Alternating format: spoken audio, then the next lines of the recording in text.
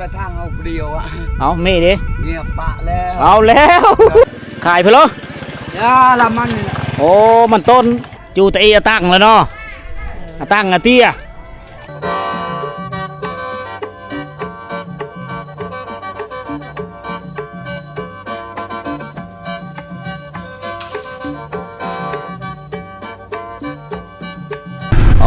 สบายดีทุกคนเด้อยินดีต้อนรับสู่การเดินทางอีกมื้อนึงนะมื้อนี้บ่าวสวยสีหอมได้เดินทางไปชนบทอีกมื้อนึงของเมืองเซโปนแขวงสะวรรณเขตทุกคนมุ่งหน้าพุ่นแหละตามเป้าหมายปลายทางเฮาคือสิไปตามติดวิถีชีวิตของพี่น้องชนเผ่าบรูที่ตั้งบ้านเฮือนอยู่กระแจกกระจายอยู่ตามโหคูต่างๆตามสายทางชนบทเส้นทางนี้ก็ไปเส้นทางเดียวกันกับไปตาแสงลาโกทุกคนนะสิพาไปพูดแล้วไปบ้านทางคือโหดๆนะแต่ในการเดินทางมื้อนี้เฮาก็สิได้เก็บกับภาพบรรยากาศหาเรื่องเล่านำทางวิถีชีวิตของพี่น้องชาวลาวในชนบทนะเดี๋ยวนี้เขาเอิ้นว่าบ้านพะล่องขอบเขตบ้านพะล่องในมีพะล่องในพะล่องนอกแถวนี้เต็มไปด้วยป่าโกยโอ้โหเขตเศรษฐกิจรถแค่มันต้นอุ้ยเด็เยอะกี่ฝุ่นตามเคย โอ้โห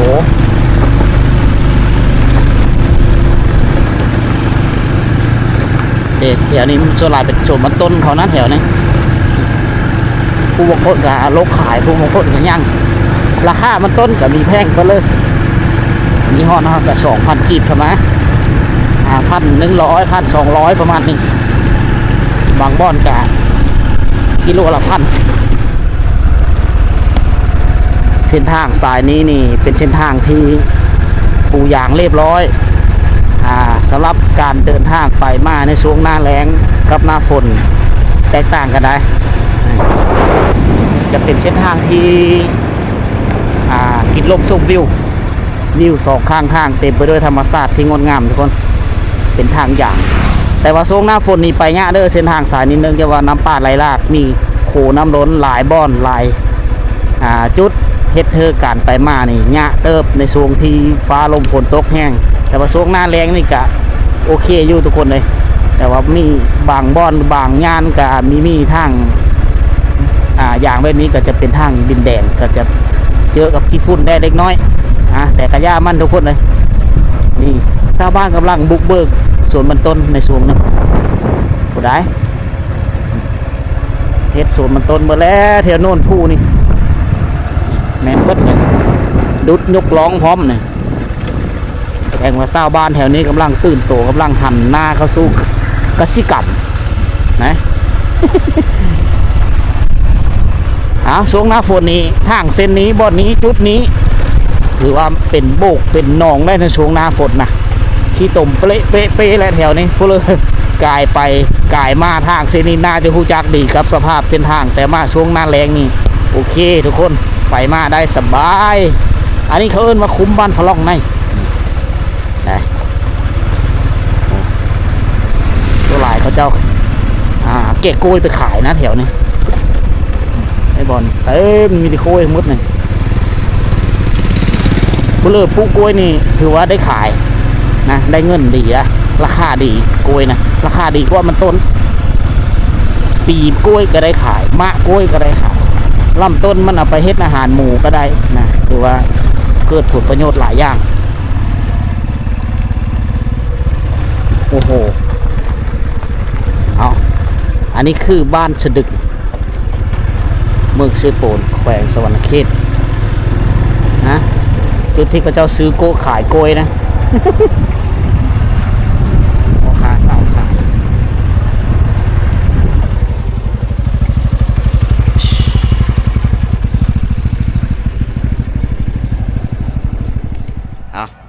ตอนนี้เราได้เดินทางมาที่บ้านสะดึกทุกคนเลยบ้านสะดึกเมืองเซโปนแขวงสะวรรณเขตได้โหลาวเต่าขึ้นมาอีกเวลาหนึ่งทุกคนเถิงแล้วไม่ได้มานะตั้งแต่เขามากับเบ้านดตั้งแต่ช่วงฤดูฝน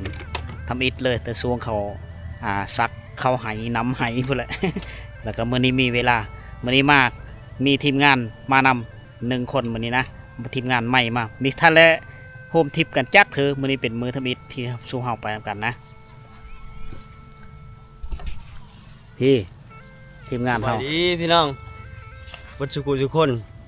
หลาย อันนี้ คน ก็มาทั่วนำกันเป็นเทือทับอิดกับอันไอซีหอม ไอ้เหี้ย แต่ว่าแถวเขตนี่เราก็มาหลายละเฮาน่ะมาเคยผ่านมาเบิดแต่ว่ายังบ่เคยถ่ายแบบเป็นกิจกรรมจักเทื่อ อืม อันนี้ อั นะ นนี้มาลองเบิ่งมักลุยเนาะ แม่น ไม่ได้ถ่ายคลิปแต่โดนแล้วเบ้าใจแนลเนาะ แม่น5-6 เดือนนั่นแหละ เอา โดนแล้วพี่น้องเอ้ย พอดีไปเที่ยวน้ำกันไปเลาะเที่ยวชมโซนบทมื้อนี้เอามักผลงานเพนเลยเฮาไป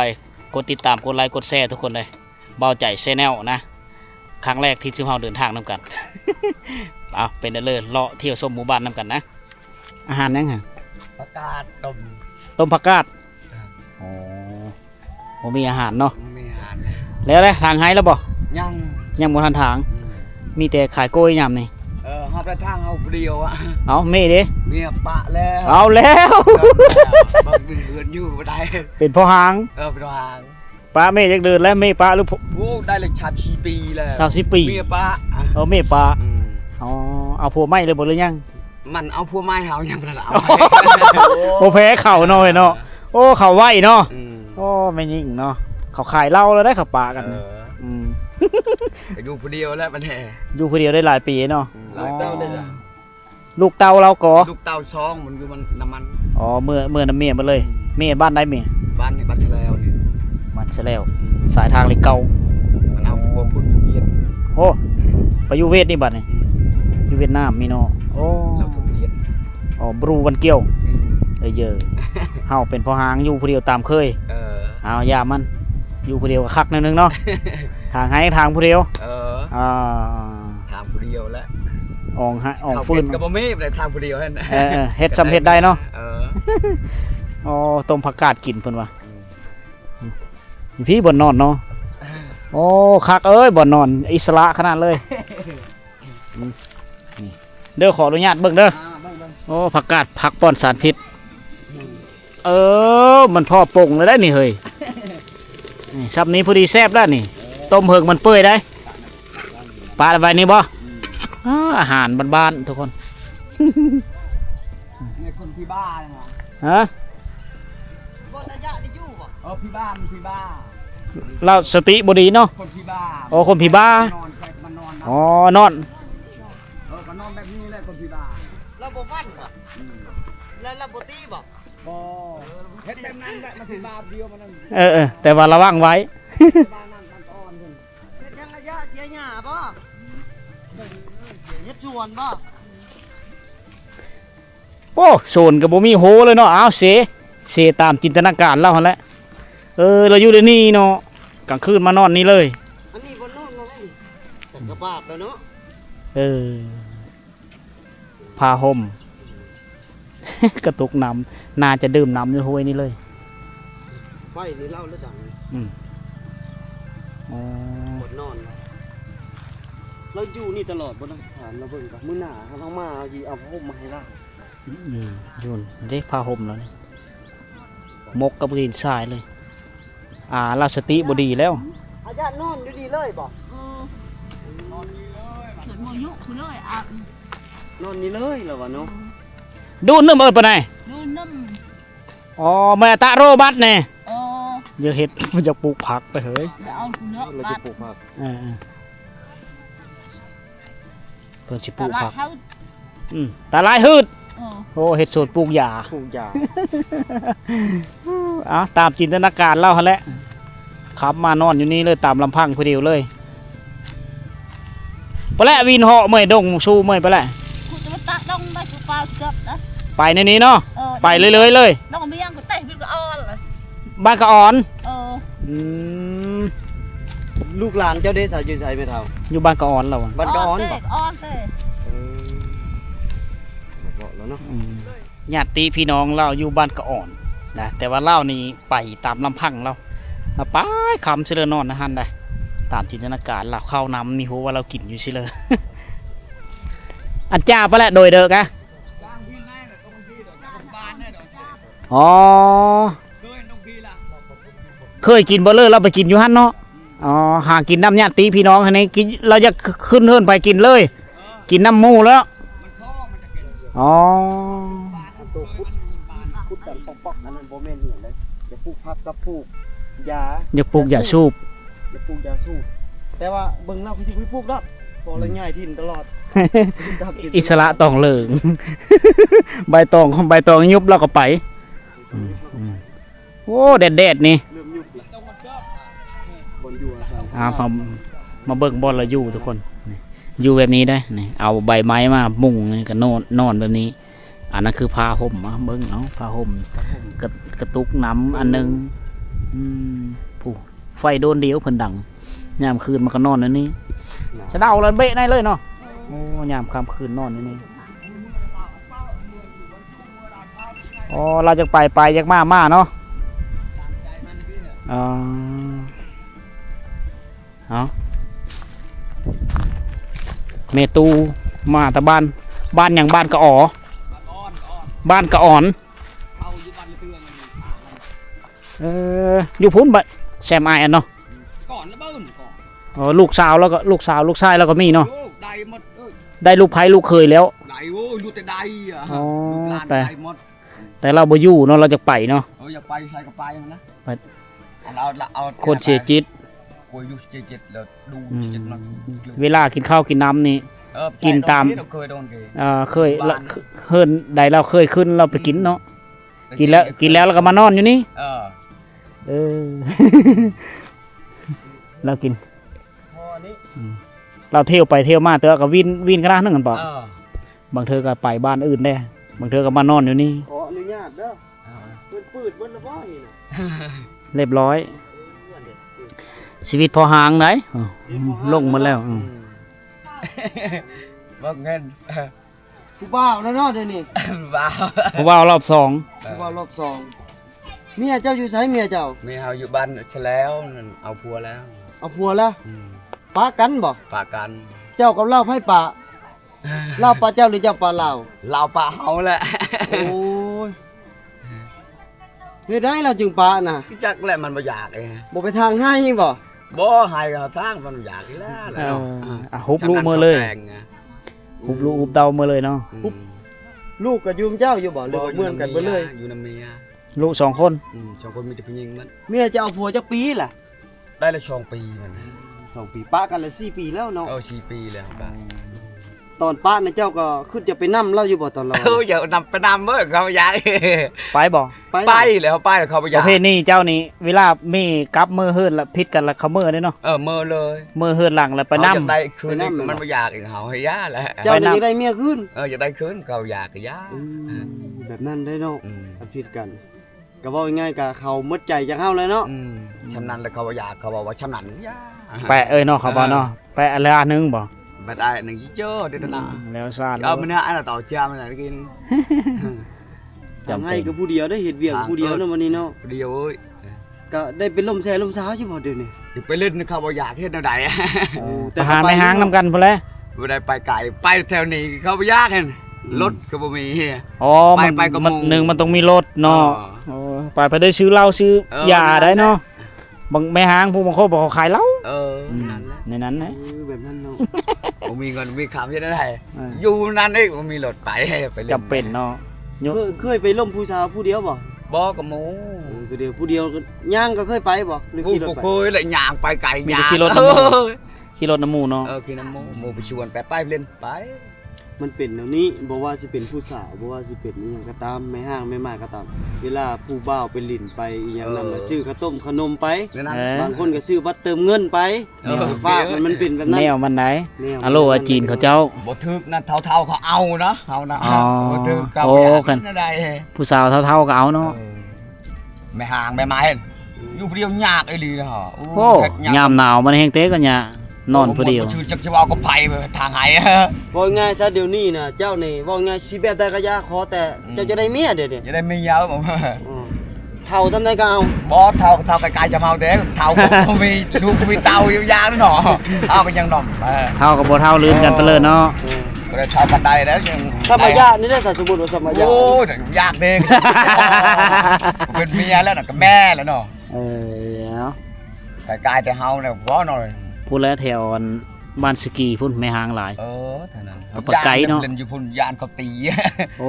เคยมีบ่ โอ้เคยแหละตะกี้เฮาผิดกันพวกนั้นบ้านแชลนบ้านสกีนะ บ่กล้าไปเลยเด้นี่ บ่กล้าไปเลย เป็นแขกกันแล้วเนาะ ไปตลอดอยู่บ้านเฮามันไปเล่น อืม มหาวิทยาลัยไป บ่จักแนวคิดจิตใจหมู่เนาะ ไปมันมีเงินคันมีเงินให้ก็แต่ก็ยันเขาปนอีกบัดนี้ อ๋อ แถวนั้น เขาปล้นบ่ ปนนู้นก็มีเงินแถวนั้นนะ อืม ยาน ได้ยินข่าวแว่วๆอยู่เด้อ ไปแล้ว เนาะไอ้เนาะ แม่น ไปเขาไปเล่นอยู่พุ่น ๆอู้ยายามกลางเว้นพักผ่อนพักกันอยู่ในนี้นะเขาเจ้านะ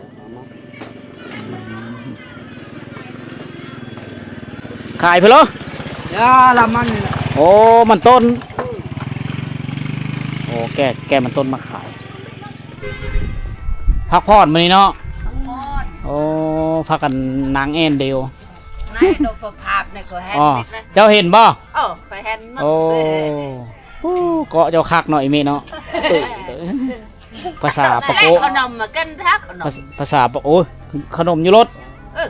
ออ ภาษาปะโกว่ามันหยังก็อะแรกบอก ภาษา ปกตังเนี่ย ภาษาปะโกภาษากระโด กอก อะแรก พัก บอก นี่กอกกันนะ แต่เราเลิกก็ กอกไม้ไผ่เนาะ ตาเบิ่มไหมเนาะตาเบิ่มบ่ ตาเบาเมื่อพอดู เฮ็ดเองไง ได้ เอง ชุบยาน่ะชุบไปงอนนะ อ๋อยานี่ยาปลอดสารพิษ ปลูกเองบ่ ยาปลูกเองบ่เจ้าเบิ่มหืดอ่ะอ๋อ cho bớt mà đỡ เกาะ สู้ เกาะ ๆสู้ๆ bạn tận lông thế cháu thế cho bông mà là À mà trang mà ăn là nhìn là mình ngoại à เกาะก็เฮ็ดเองยาก็ปลูกเอง Hàm hám mà ชุ่งเลยตา Ờ đúng tạ kìa lơ giàu ตาเลยยอเก้เฮิมเก้โอ้ยสุด เอ้ยคักไอ้ลีอันนี้ ป้าบ่ได้แล้วนี่เนาะกันไปทางไห้นี่ลืมนี่กลับมาเอา Ờ แข่งเครนกันในจู้เด้ chú lá บ่ลืมข่าวยามันบ่ เออ ลืมข่าวนี่ไปต่อได้บ่ เครนโดยป้าไว้ออด mà ơi ớt ไปเลยโอ๊ต này rưỡi ớt เออก ลับมา กลับมาเอา nhà mẹ là cà ma cà lư ใครลืมตัวนี้เนี่ยสำคัญเนาะ ผมคัดกอกข่าว cái nhung lai hin lai เออนะครับเคยแล้ว ลืมเข้านี่อดเพิ่นว่าแค่ลืมยาสูบนี่กลับมาเอาเอา ơi ơi อ่องแขมมาแต่ป่าแล้วนี่ เห็นบ่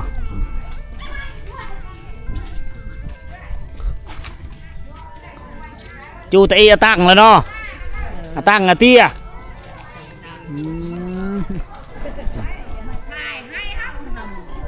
เห็นได้วิธีชีวิตตอนเที่ยงๆในยามที่เขาพักพรนะฮะเด้เนี่ยอยู่ในกินเขาเจ้ามีอันนี้ได้จะมีผักกาดคันชมไหมนี่ตาหญ้าอะไรเนี่ยตาสะป้อยตาเดืออ๋อปลูกเองตามห้วยตามห้องไงตาลายนะคือเขาเจ้าปลูกอยู่ที่ไฮลกได้ผักปลอดสารพิษมากิน อาหารเนี่ยอยู่ในกินบ่แพะแถวนี้พอได้อยู่ได้กินนะโซนผักเขาเจ้าโซนผักโบ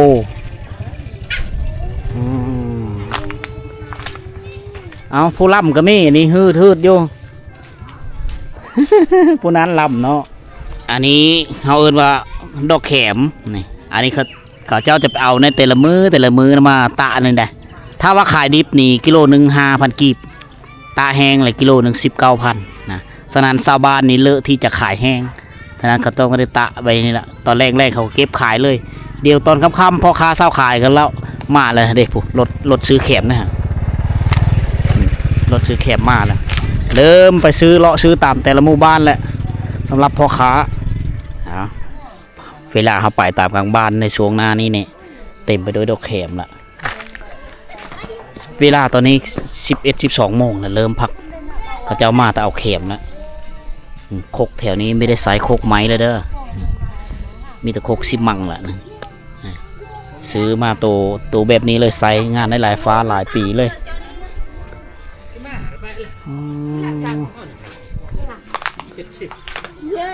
ซื้อมองเกมหาปลาจ่าเสียเนาะอันนี้ปลาซิวเลยเนาะเสียปล้องเลยนี่โอ้โหตาน้อยๆซ้ำเสียวเลยปลาซิว เบิ่งเขาเจ้าไปเอาเข็มนี่